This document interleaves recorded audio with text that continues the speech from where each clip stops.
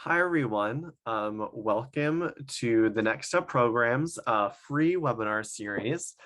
Today, we will be talking about sex. That is the topic of our presentation today.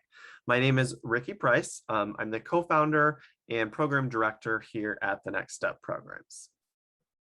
All right, let's get started.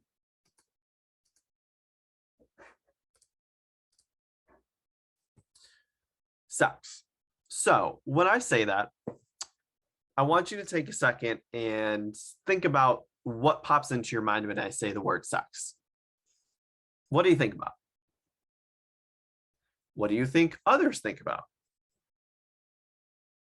Sex is a loaded word, and there's a lot that comes with this topic of sex, as I'm sure your brain is going in many different directions, be it either the act of sex and reproduction, to sexual preference and or gender identity, to knowledge of the body and ensuring we are all healthy individuals, and maybe even how to protect ourselves from being sexually assaulted or abused and or taken advantage of.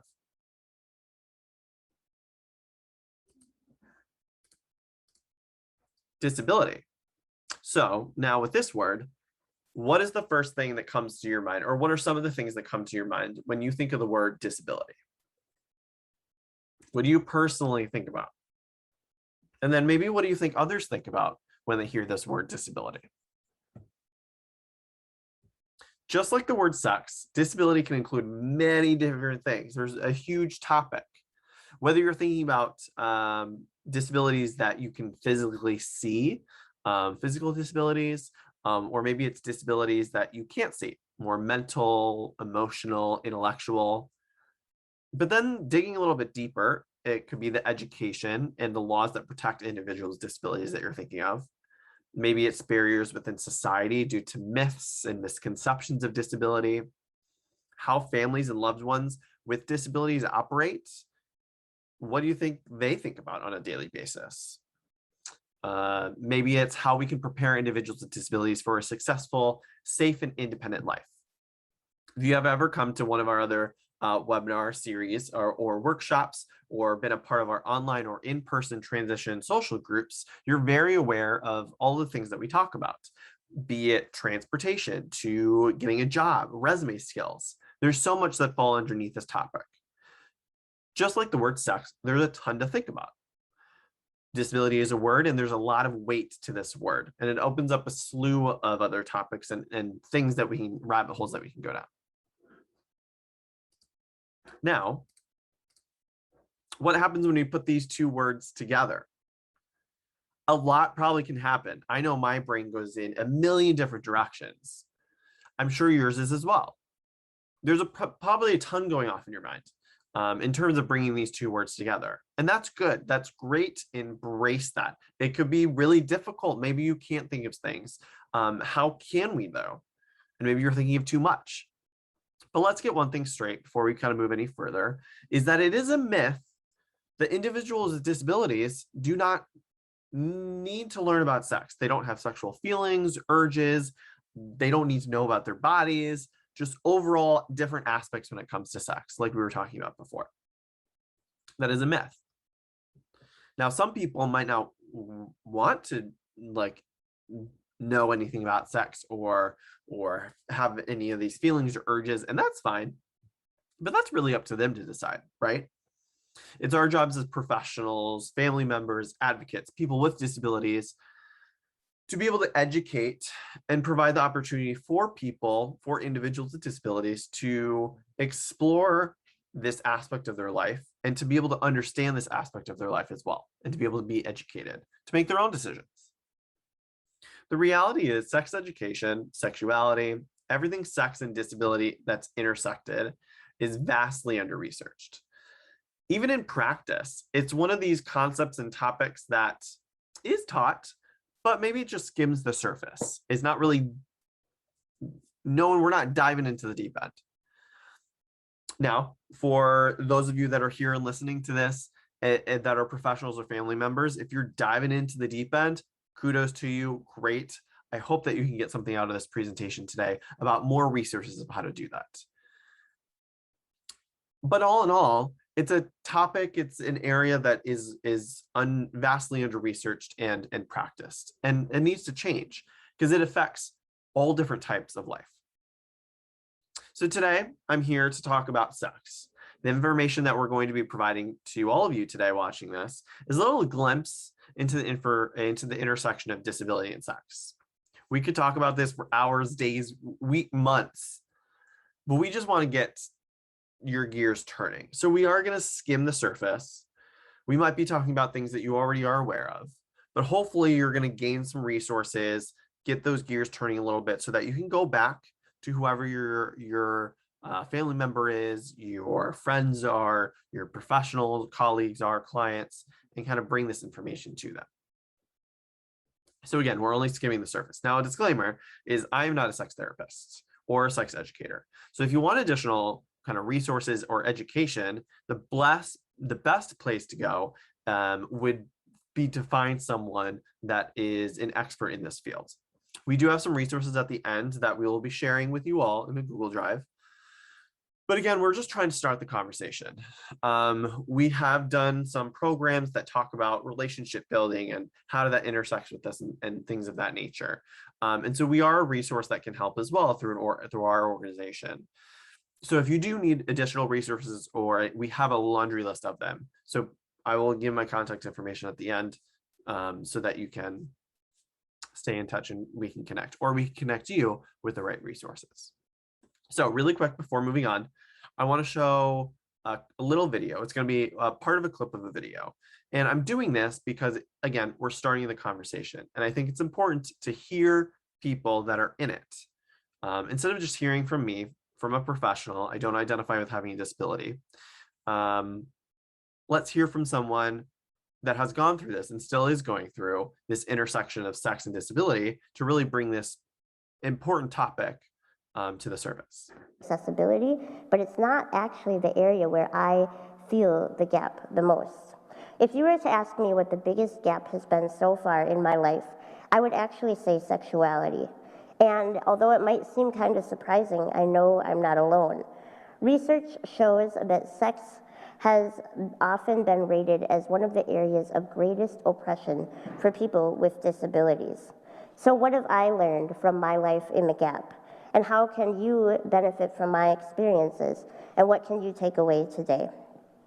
Before I begin, I just want to start with a disclaimer that I'm only one person with a disability. And there are so many different experiences that I would not want to generalize any statements about sexuality and disability for the rest of the population. There's also a lot of sexual abuse for people with disabilities. I think the number is somewhere around 70% of people with disabilities experience sexual abuse, and I have never been abused. So I'm coming from a very specific time and place. I am a white heterosexual female. I'm 32 years old, so I can only offer you my perspective in hope to share what I've learned, but you will have to remain open-minded to all the other perspectives of disability that are out there. Now let's go ahead and identify the gap. What I mean by the gap is that people with disabilities are essentially left out of the sex and beauty culture that is so prevalent in American society. And this is not a small omission. 19% of Americans identify as having some sort of disability. That's almost 1 in 5 people. But people with disabilities are almost never portrayed in the media at all, and especially not as a love interest, a beautiful person, or as like a sexual interest in any kind of plots or advertisements. Anything that you've seen in the last year, there's no way that it's been 19% has been depicted as someone with a disability. There are reasons for this omission, and a big one that I believe the reason that people with disabilities are left out of the sex and beauty culture is because that the U.S. has actually a very extensive history of viewing people with disabilities as unfit to breed. There were actually eugenics programs that were legal in 33 states in the United States, and some were as late as 1956. people were labeled as defectives and sterilized forcibly. And actually, this still occurs today for some people with mental and psychiatric disabilities. So sexual freedom for people with disabilities has long been negated. I would argue that this history, although we don't as commonly practice these terrible things anymore, I would argue that the history does still affect our national psychology. There are lots of untrue beliefs that persist today about people with disabilities regarding sexuality. The biggest one is just that people with disabilities can't have sex, especially people with physical disabilities. Another untrue belief is that people with physical disabilities and other mental disabilities are eternal children because they need extra care, and so they can never really be independent or care for another person. The other, and maybe one of the most damaging, is just that you're seen as asexual, that you have no sex drive. So largely ignored in the public is the sexual needs and growth of people with disabilities. I personally felt left out of the sex and beauty culture as a pretty young child. In 5th grade, we had our first school dance. And I eagerly awaited being asked by a boy, and of course, nobody asked me. So I took matters into my own hands, because that's how I am. And unfortunately, after a lot of hemming and hawing, the boy I asked said no, that he thought we were just friends, so he couldn't say yes to go to the dance with me. Well, this just friends clause followed me around for the next 12 years. Every time I felt that maybe somebody I had feelings for felt the same way, we would talk about it and it would turn out they were just friends. Now, whether or not this is actually true, which it could be, we were really big nerds and not a lot of my friends were dating at the time, so it's not very scientific. However, whether or not none of these people felt that way or that some people just couldn't admit to themselves that they had feelings for someone with a pretty visible disability is up for debate, and I'll probably never actually know the truth behind all of that. The other thing that was hard, and that was really sad for me, I mean, I spent a lot of time feeling pretty bummed about the situation of my sexuality as a teenager, especially. The other thing that was hard is that when you are a girl with bendy arms, there is virtually nobody depicting your body type as beautiful. In America, usually when you think of what is beautiful, we generally define it as tall and blonde and busty and thin, and in reality, very few people meet this supposed ideal. However, I was actually anything but that ideal. I was completely the opposite. So I did feel very left out, and I didn't fit the standard of beauty, and I worried because of this that no one would ever love me or want to get married, which is something that I very much wanted to do. It turns out that my beliefs were not completely unfounded. In the American Community Survey from 2008 to 2012, if you extrapolate the data, it shows that people with disabilities are only 48%, or they are 48% less likely to marry than people without disabilities. So there is a big disparity between people marrying with disabilities and without. And so there's quite a few people don't marry with disabilities. So that's something I worried about a lot. Luckily, I had awesome parents, and they helped me to cope with the state of being single as a young adult. They both had different ways to approach. So my mom, or my dad, I should say first, my dad's piece of advice to me was that all boys are idiots till they're at least 25. So I was in high school. I had a few years to prove him wrong, so I felt that that helped a little bit to be like, okay, I just gotta wait it out. Eventually they'll become smarter. But my mom took a little different avenue, and she said that 2 of her best friends were women that did not get married until they were in their 40s for the first time. And she said instead of moping about being single and feeling like they weren't successful, what they did is they just went out and had a lot of really interesting experiences.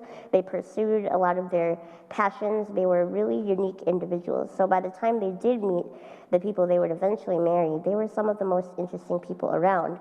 And one of the reasons their partners fell in love with them is for their depth. This helped me a lot, actually. It's not that I only did things that would maybe someday lead to a cool story I could tell to a boy, but I did end up getting very involved as a young adult, and I did a lot of really fun things. I worked on an organic farm. I worked for a disability rights organization. I got involved in politics. I played a lot of music, and it helped to kind of take the focus off of the fact that I wasn't dating. Thanks for watching that. So the reason that I showed this little clip is I think her story was very powerful and important. And again, you'll have the link to this to be able to watch the whole thing. But there's a lot of in society that we need to change this conversation. So not only are we having this conversation because we should be providing the education to families, to professionals, to individuals with disabilities, but we should be trying to change society as well. But also that little piece of advice that her parents gave, or I guess story rather, of how they had friends who didn't get married until they were 40s.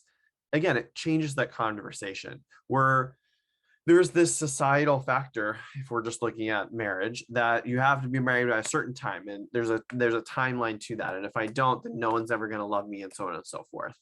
And so what kind of messages are we giving to people with disabilities, especially if we're not teaching sex? So getting into the nitty-gritty a little bit more.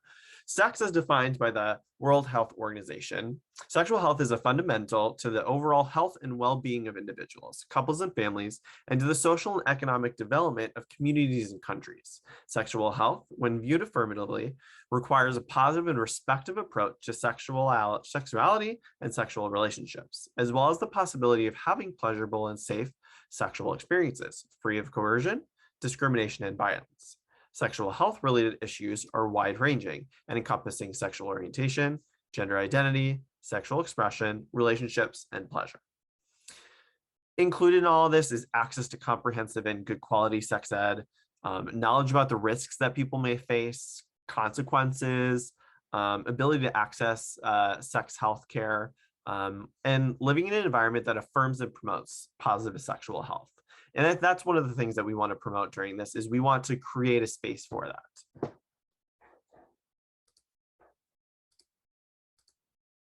So some of the problems, how do we learn about sex? So you watching me, maybe we learned it from parents, school, we read something. Maybe we did all of this. And this is something to consider when we're working with people with disabilities. Does the individual with a disability have the capability of finding these reading materials on their own? Or should they be taught them in some different capacity? Now, if you learned about sex in school, that's great. But did you know that there are some states that families can decide to opt their children who have a disability out of sex ed? Now, this is great. I do think so, because there's probably many other things that a child needs to be able to learn instead. And it's a huge portion of a curriculum possibly in a day that could be taking up that time, especially if someone at that age that they're teaching sex ed is not ready to be able to learn it. However, though, this pushes back the conversation of sex ed, and then it's possibly not happening, and then it dwindles away. Now, this is not always the case, but it could be. Then on the other perspective of things, are teachers even prepared to teach sex ed to individuals with disabilities? This is a whole other area that we can talk about. But having the knowledge, the preparation, the resources and time, it can be very difficult. Teaching sex ed does not look the same across the board to everybody, and we'll get into that. So why teach it? Well, for one thing, is the internet. That's why. If we do not get in front of this and start to educate individuals about sex, safe sex, what our bodies go through, how to protect ourselves or them, or how to learn about ourselves and explore who we are, our identities. This could get into a very sticky situation, and someone could learn all this material online. Now, I'm not saying that the information online is not helpful. Actually, it's quite the opposite. There are some great tools that are out there to educate people within the area of sex. But do we want people, especially people that are new to this, to just be going online and searching sex education and sexuality? Probably not. So, personal story. I used to work with a client, a teenager going through puberty, curious about sex. Typical. But it was not taught to them in the right way. It was kind of like shunned and kind of passed off a little bit because were exploring their identity, their sexual preferences. So, and this was for many reasons, learning a lot of different other skills, like family wasn't ready, so on and so forth. But what happened was they went online due to the age that we're in, to dating sites. They met people, nice people, and they met them in person. So you kind of see where I'm going with this. This could be a very dangerous situation that happened. Luckily, everything was fine.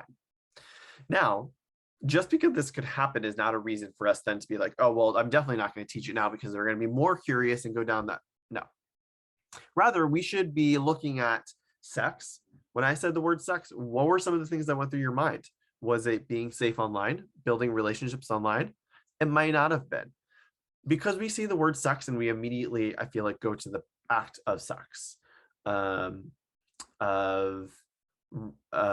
like love making, that type of things. But rather, there's so much more that falls into that area. Sex education is being safe online, how to meet people online. So that is sex. It's all encompassed into this one word. Especially in this day and age, we need to teach it because of the internet.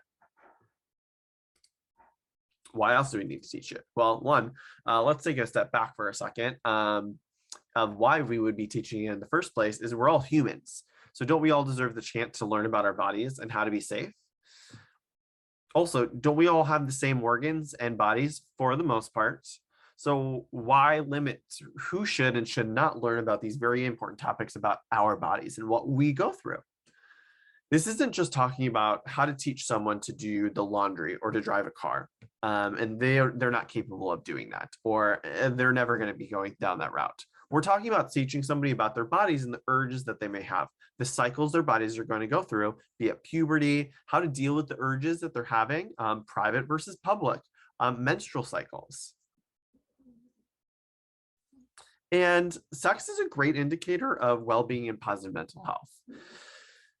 Is a low mental, like a low well-being, can result in someone being depressed, which can affect their mental health. And then they have other mental health challenges. And not knowing about sex or how to deal with these urges or being kind of shunned about this can really affect this, especially maybe if we're working with people who have different sexual preferences. And if we're shunning that and they don't have someone else to discuss this with, on top of them having a disability, you can kind of see where I'm going. Then is for sexual abuse, like I brought up before. We are preparing individuals to protect themselves if we're not teaching them about sex. This goes back to the anecdote that I shared about the client and being online. This could have been a very dangerous situation. So we need to teach safety skills, how to be online, how to build relationships, how to practice safe sex, how to not transmit an STI, unwanted pregnancies, how to deal with all of that. And being safe also isn't just sexual abuse. But again, when we talk about sex, it's the organs that we have, how to stay clean, how to protect our bodies. So then this goes into the safety again, like I said, again, but it's not just sexual abuse or things of that nature, but it's when to say no, who can touch you and who's not allowed to touch you, but also where and when are they allowed to touch you? Who are they allowed to ask for help in these situations? If they're at work and something's happening, are they able to just go to their boss and ask a question? Probably not. Can they talk to friends and family? Maybe they need to talk to doctors instead because it's a little safer. Where is it appropriate to engage in sexual activities? So talking about private versus public behaviors. I've been in these situations before as well. And this individual just did not know. They thought they were in a private situation because we were sharing a dorm room. It's not the case. So a lot of these things in life fall under this aspect of sex. It's just opening up or expanding our minds a little bit more of teaching, like what are the concepts we need to teach. So maybe starting with private versus public is a great way to start this conversation. Also our body, maybe teaching the anatomy of our body, what happens to our body, so human development, reproduction and childbirth, how to clean aspects of our body, how to protect our body, like I was saying, safe sex and STIs. What about the language that we use? We should be using proper language. So what's like inappropriate or improper language of the different parts of our bodies, slangs per se, that maybe people might be hearing, and so we don't want them to say them in the wrong contexts. This could include words for sex. What does it mean to hook up? First base, second base. I don't even know if that's still a thing anymore these days with kids, but being kind of current in the moment. This is all very important, as during middle school and high school years, this frequently comes up, especially going through the age of puberty. We want people to be prepared and have the knowledge to be safe, especially when they're becoming independent. Language could also include, what is love? What is sex? What is love making? Is love and sex mutually exclusive? I sure hope not.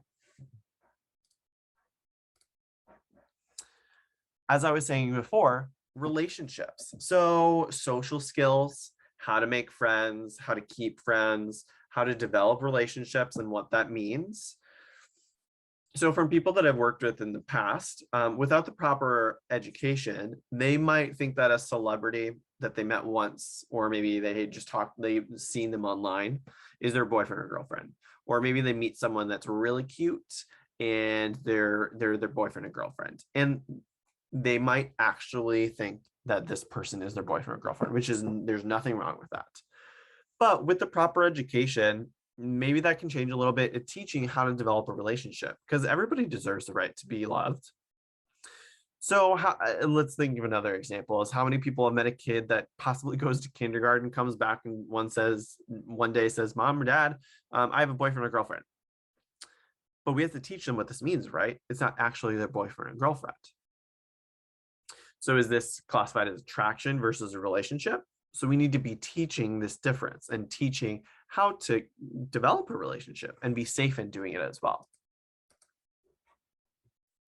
A last topic is identities and preferences. And I'm saying last topic, but there are many topics as we've established underneath the topic of sex. But a big one, and one that is probably more vastly under-researched than just the act of actual sex, is identities and preferences. So this incorporates sexual orientation, gender identity, being involved in the LGBTQ community. What does transgender mean? What are language preferences? So starting something very simple as being able to identify what your pronouns are, such as my pronouns are he, him, and his. That's how I identify. And I identify as a cisgender male. But not only teaching the exploration of this to others, but also how to respect that exploration in others as well. Again, this can be a very tricky conversation and topic, especially due to different cultures and family dynamics. But in the day and age and finding things online, we need to be able to teach this and get in front of it. Again, we want to get in front of these conversations before they just happen. Like I said in the beginning, this is just a glimpse into the intersection of disability and sex. But this part in identities and preferences can go even one step further. For example, within the LGBT community, if you identify with having a disability, it might be very challenging. So for example, research has been conducted within the gay community, for example, that there is this picture perfect aspect of what it means to be a gay male. And so when individuals are coming out, are exploring their identity, and that's how they identify, it could be a very tricky situation because maybe they don't look like they belong in the gay community, or they feel like they have to look a certain way. Now you add someone with having a disability on top of that, and there are maybe some more barriers with this in this community. And it's been shown that this community is maybe not as welcoming as it could be. Again, this is more of a societal problem and why we need to get in front of this conversation. But maybe this goes back to what the woman was saying in the beginning, is that in society, people don't see disabilities as sexual beings. People don't see people may not perceive or see individuals with disabilities as being able to identify within the LGBTQ community. But that's false. That's a huge myth. So education and support there is even more important. So with all this, how do we teach it? There are books that are available, videos that are available, curriculum, organizations, and professionals TNS is an organization that we can help provide this education because we have consultants and we have staff that have done this with individuals before. But this goes back to the point that I made earlier, that there are many ways to teach sex, but they're not maybe all designed specifically for individuals with disabilities. There might be a lack of education or resources. So we need to adapt a lot of this information. We need to continue our education as professionals or as family members to be able to provide that education to the people that we're working with and that we love. So I'm going to show a video really quick of something that is out there that could help, again, start the conversation or teach this aspect. Great. So I'll see you at 7. Hey Alex, was that about Young Inventors Club? Tonight I'm unveiling my latest creation, the pizza taco. It's gonna be incredible. Oh, sorry, I was gonna tell you. I can't make it tonight. I'm actually going mini golfing with Jillian Peters. Jillian Peters, student body president, first chair clarinet and stage band, 5th level warlock on our ongoing medieval role-playing campaign. She is so cool. I didn't even know you were into that. Medieval role-playing games? No, like, dating. I mean, I hope it's okay to ask, but can your parts do stuff? Actually, my parts work just fine. Just because I'm in a wheelchair, it doesn't mean I don't have crushes or feel attracted to people. In fact, no matter what our bodies can or can't do physically, people with disabilities have the same sexual and romantic feelings as anyone else. And, like anyone else, people with disabilities have various sexual orientations and gender identities too. From heterosexual to gay, cisgender to trans, across a full spectrum of sexuality. But are relationships more difficult for people with disabilities? Well, regardless of my physical ability, I want the same things from a healthy relationship as everyone. Respect, communication, consent, and fun. And like everyone, I sometimes have questions about relationships, like how do I know if someone's interested in me? How do I ask someone out? Or how do I turn someone down if I'm not interested? Putting yourself out there and trying to date can make anyone feel nervous or scared. But the more you educate and understand yourself and your own value, the better you'll get at feeling confident and making healthy decisions.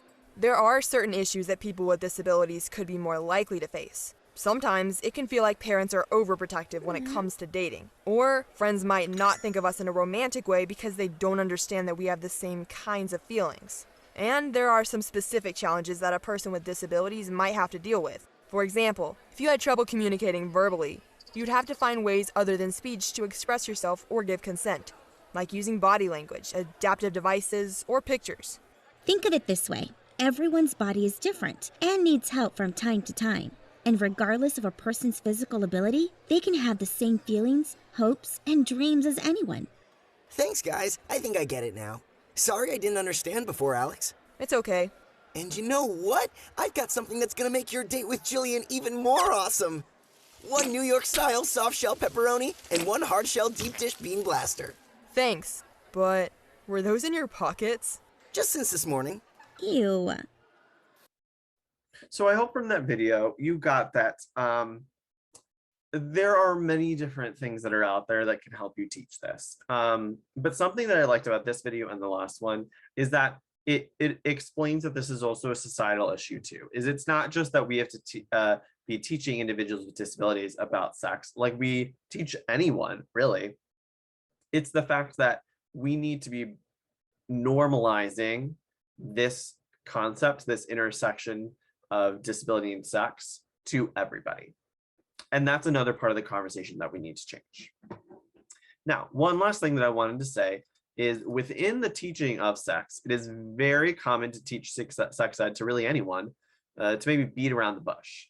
It can be very uncomfortable. For example, let's say we use the birds and the bees. It's an analogy and it can be confusing.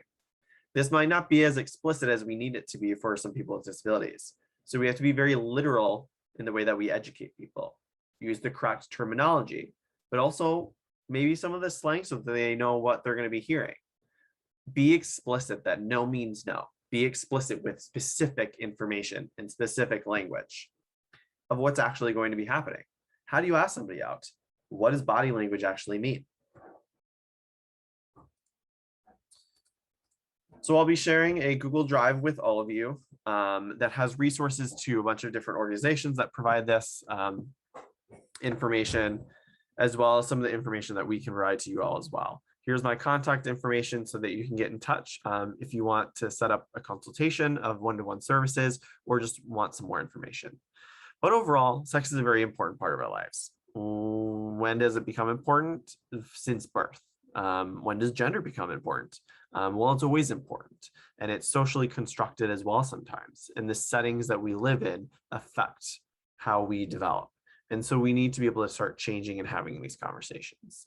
So hopefully you got something out of the presentation today, and we look forward to hearing from you or seeing you at our next one. Bye.